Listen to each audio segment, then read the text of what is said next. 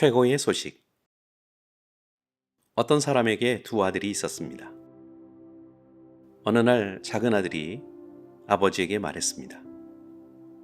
아버지, 저 이제 독립하고 싶어요. 제게 주실 유산을 미리 나누어 주세요.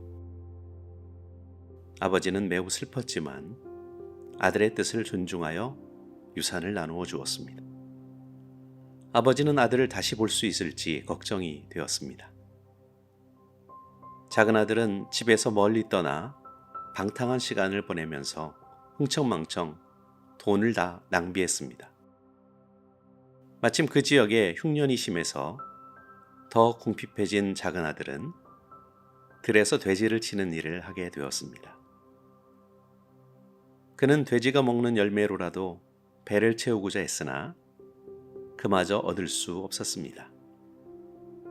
그제야 작은 아들은 자신이 아버지에게 행한 잘못을 뉘우치게 되었고, 집에 있을 때 아버지가 집안의 일꾼들에게 먹을 것을 풍족하게 주었던 것을 깨닫게 되었습니다.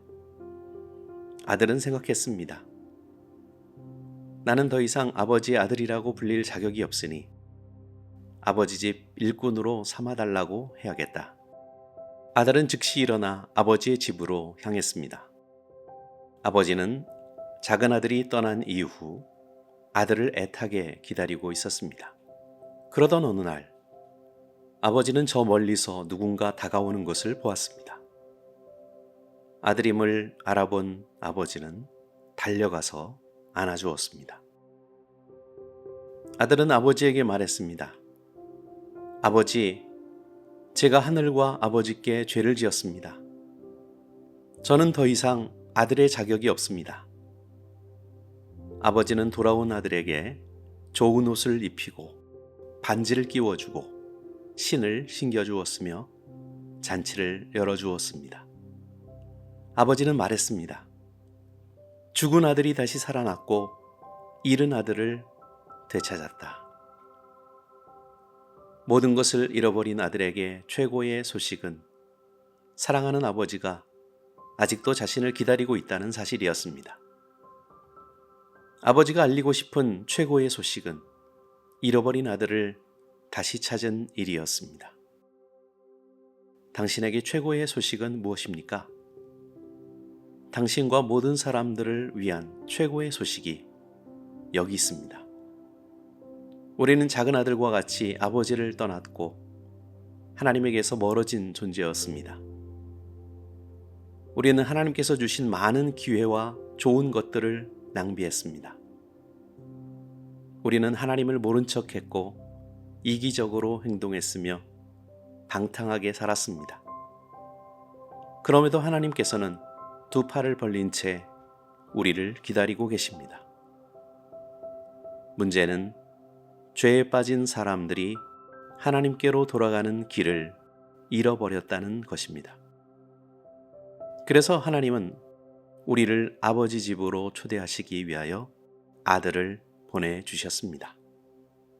하지만 하나님의 아들을 알아보지 못한 사람들은 그를 미워하고 배척했으며 십자가에 못 박아 죽였습니다. 예수님은 하나님의 뜻에 순종하여 우리 죄와 온 세상의 죄를 위한 희생 제물로 자신의 목숨을 바침으로써 하나님께로 돌아가는 길이 되어 주셨습니다. 하나님께로 돌아가고자 하는 사람은 하나님이 예수님을 통하여 하신 일을 알고 순종해야 합니다. 먼저 우리를 사랑하시는 하나님께서 우리를 구원하시기 위하여 아들을 보내주셨다는 사실을 믿으십시오. 둘째로, 당신의 죄를 용서해 달라고 간구하시고 더 이상 죄를 짓지 않겠다고 결심하십시오. 셋째로, 살아계신 하나님의 아들 예수께서 흘리신 보혈의 능력으로 당신의 모든 죄를 씻어주실 수 있음을 고백하십시오. 넷째로, 예수님이 친히 보여주신 모범을 따라 물속에 당신의 옛사람을 장사 지내십시오. 그러면 당신은 새로운 사람이 될 것입니다. 새로운 인생의 의미를 갖게 될 것입니다. 예수님께서 당신의 모든 두려움과 죄책감을 기쁨과 행복으로 바꾸어 주실 것입니다. 예수님께서 당신의 삶을 인도해 주실 것입니다.